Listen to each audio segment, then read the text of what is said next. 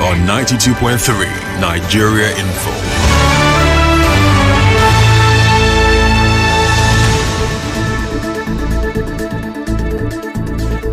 Good morning, it's Thursday, 16th October 2025. INEC's continuous voter registration is still on. Use the opportunity to register to vote. On the news this morning, Senate to screen INEC chairman as NBA president speaks on proposed 2027 election date change. Bayelsa State Governor Doediri dumps PDP as Wike criticizes defectors. Fate of Damian Okoligwe accused of killing girlfriend to be decided in November.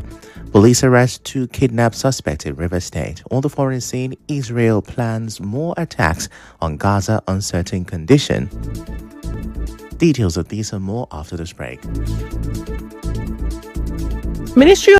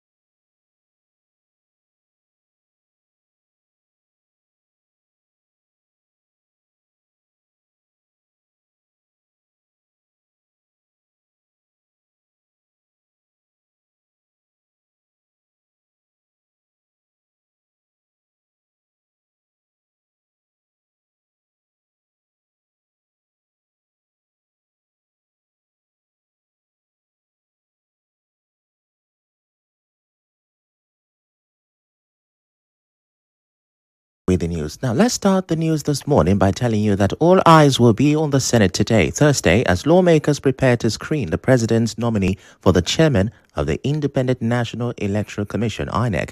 Professor Joash Amobito is a senior advocate of Nigeria and law professor and has been nominated by President Tinubu to lead the electoral body. A notice from the Office of the Secretary, Research and Information says the screening will take place in the Senate chamber.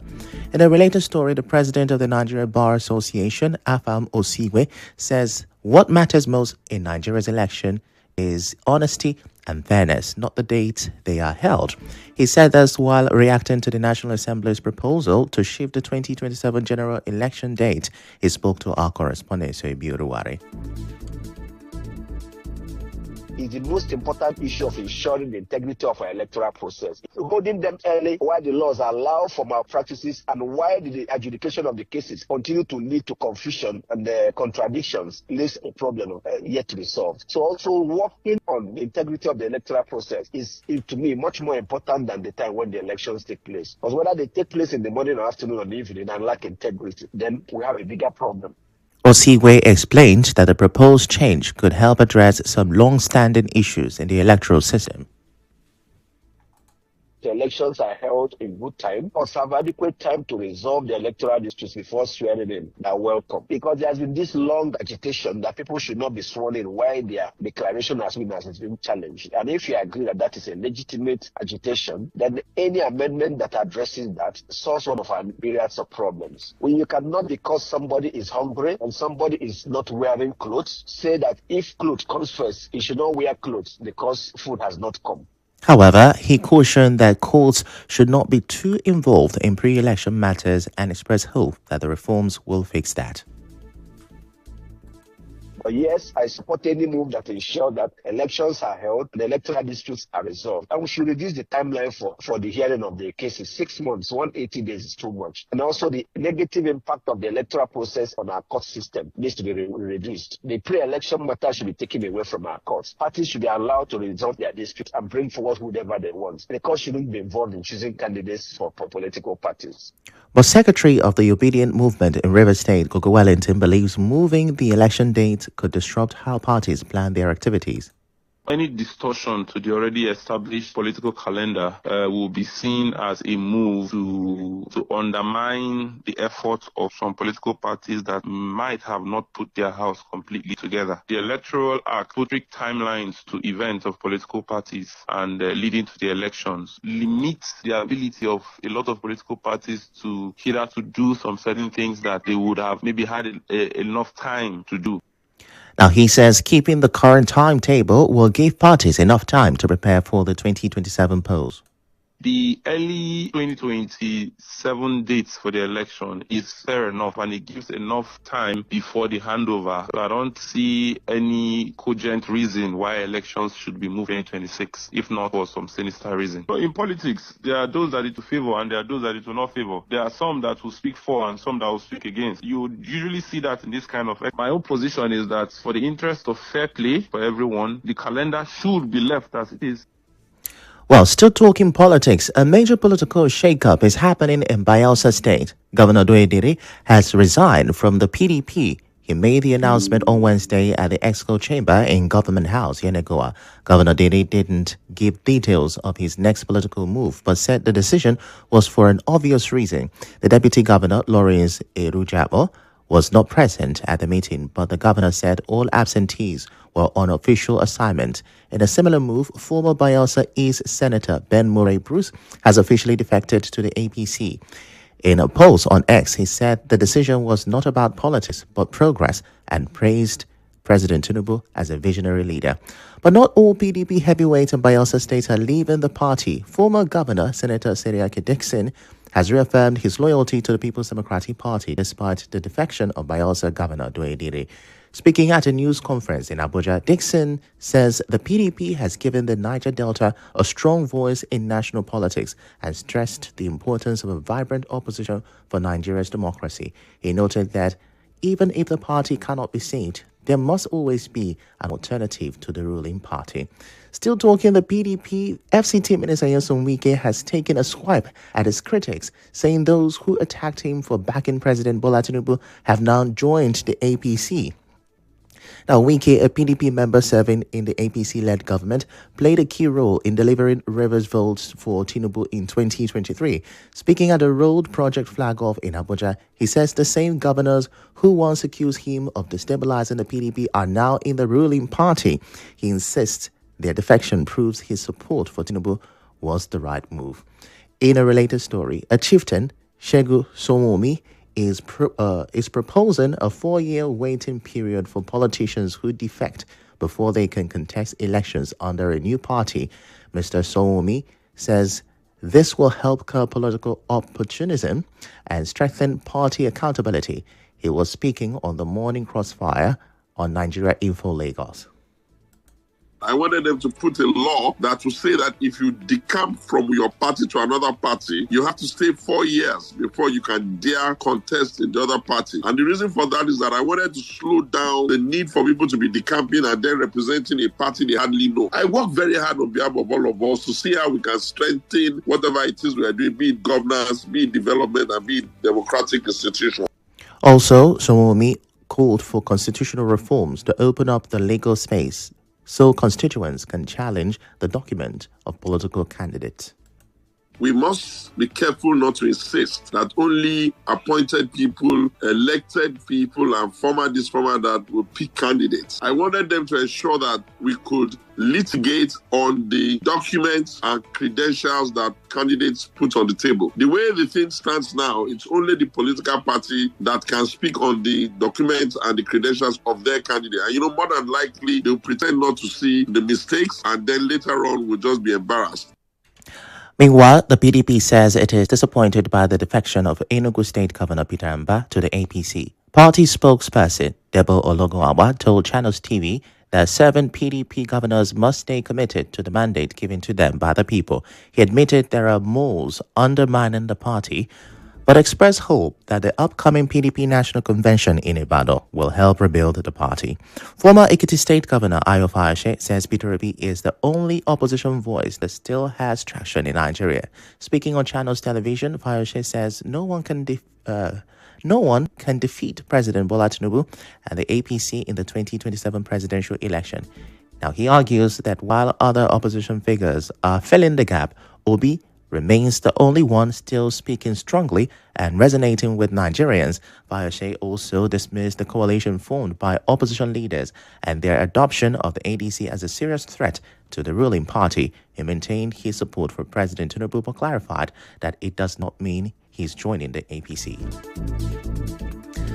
Away from politics and back here in Port Harcourt, the fate of Damian Okoligwe, a 400-level petrochemical engineering student at Uniport accused of killing his girlfriend, Justina Otwene, will be decided on November 28. 2 years ago, Justina's decomposing body was found in Damian's apartment. At the time, police said a neighbor reported a foul smell, which led officers to force open his door, where they discovered a Ghana Moscow bag containing the body. The trial began in May 2024, 2 months after the Rivers State government took over the case. On Wednesday, the trial judge, Justice Chinwen Sirim, fixed the judgment date after taking the final written addresses from both the state prosecutor, Obadiah Charles Mbaba, and the defense counsel, Ibikiri Otorubio. Justice Sirim says judgment will come after reviewing all argument and evidence presented. In the meantime, the Rivers State Police have arrested 2 suspects linked to the abduction of a 24-year-old woman in Iweche on September 21st. Police spokesperson Grace Iringikoko identified them as 25-year-old Ifechukwu Alozie and 25-year-old Miracle Wimene. She says they were arrested a day after the incident at their hideout in Egui Eche. According to her, the suspect confessed to luring the victim through a dating site, abducting her and collecting 200,000 naira ransom before her release. Iringikoko added that the suspects remain in custody while efforts are on to arrest other members of the gang still at large. The victim has since been debriefed and reunited with her family. Away from crime to some relief, the Chief Judge of Rivers State, Justice Simeon Chibozamadi, has released 14 inmates from the Port Harcourt Correctional Center. The inmates were freed during a jail delivery exercise on Wednesday to mark the end of the 2024/2025 legal year at the start of the new legal year. Justice Chibozamadi explained that those released had spent long periods in custody without trial, had missing case files, were detained or had cases that merited action.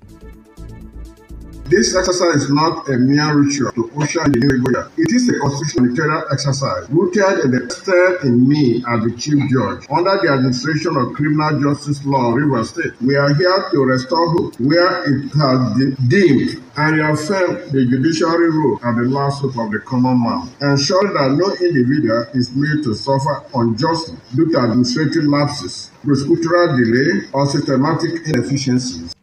He said the number of awaiting trial inmates has reduced since he assumed office.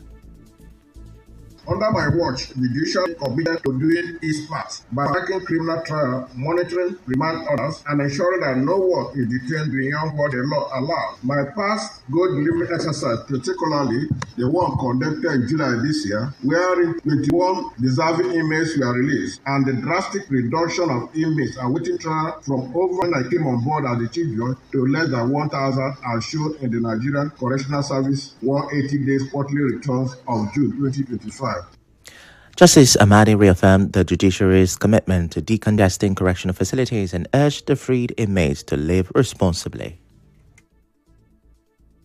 Let me assure everyone here, especially our brothers and sisters in Constant, that the Rivers State Judiciary will continue to stand for fairness, fairness, due process, and respect for human dignity. Justice must not only be done, it must be seen and felt. I therefore admonish the beneficiaries of today's exercise who are involved in exhibiting characters injurious to peaceful coexistence to turn a new leaf and make themselves useful to their families and the society at large. Drops once again as stakeholders speak on the recent high prices of petrol. We have details of these stories coming up after this break. Do stay with us.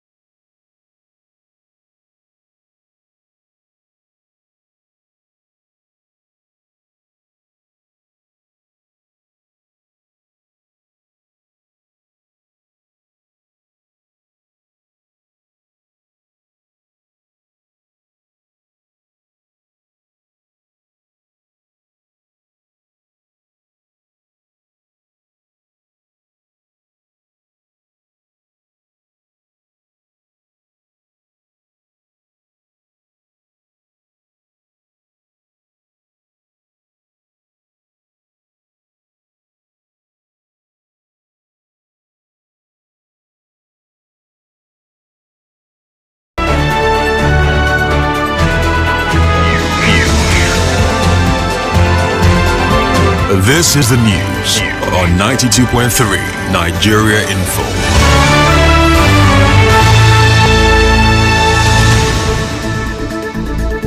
You're welcome back. Now to the energy sector. Some stakeholders say the much anticipated relief from the Dangote refinery still feels far away for Rivers residents. They spoke following the recent hike in petrol pump prices and the cost of cooking gas across the country, despite earlier assurances that the refinery would help bring prices down. The Eastern Zonal Secretary of IPMAN, Inimba Emmanuel, told our correspondent Sebi Uruware that although Dangote trucks have started arriving, the supply volume is still too small to meet demand. We have support refineries as well, artisanal modular refineries. We have Nigeria Delta refineries. We have Walter Smith. These are refineries that are also loading every day. Not necessarily Dangote feeding the entire River State. No, this is just a chunk of it coming from Lagos. Okay, you say you're bringing direct to the stations in River State. How many are we getting? How many are we receiving per day to River State? These are things we need to look at. Also, Nupeng's Port Harcourt representative Uche Odua says he has not seen any significant deliveries from the refinery in the state. For us, we've not seen, I think clearly, but we've heard, even though we've not confirmed, we've heard that one or two persons have picked. Our concern is where you bring in maybe drivers, for example, and then they haulage these products to people, and then at the end of the day, our interest is in the workers you are employing. How are they protected? Away from that, the Nigeria Labour Congress is rejecting the federal government's no work, no pay policy, insisting instead on no pay, no work. NLC President Joe Ajaero told reporters in Abia that it makes no sense for the government to expect productivity from workers who haven't been paid, describing the policy as unjust and insensitive. He says unfulfilled agreements with unions since 2009 have led to recurring strikes, stressing that the government should fix the root problems instead of punishing workers. Ajaero also revealed that all unions in the education sector will meet on Monday to agree on a collective response to the situation. He added that improving education and workers' welfare is key to strengthening Nigeria's economy and preventing further brain drain.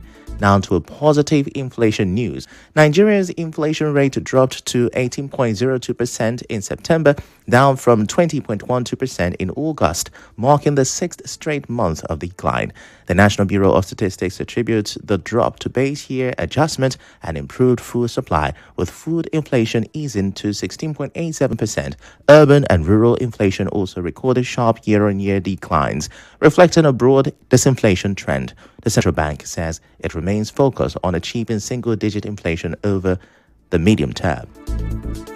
In business, the Nigerian stock market bounced back on Wednesday, gaining 20 billion naira after a day of losses.